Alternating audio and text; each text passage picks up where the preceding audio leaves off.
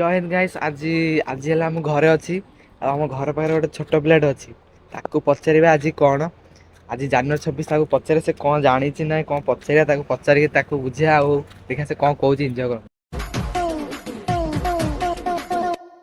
ଦେଖିପାରୁଥିବେ ସଞ୍ଜୀବ ପୁରା ରେଡି ହେଇକି ଆସିଛନ୍ତି, ପତାକା ଧରିଛନ୍ତି।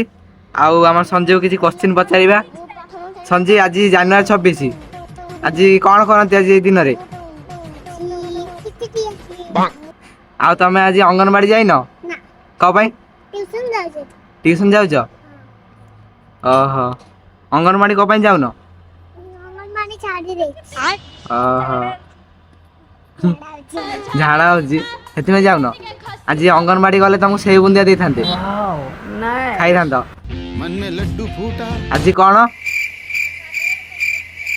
ସାଧାରଣତନ୍ତ୍ର ଦିବସ।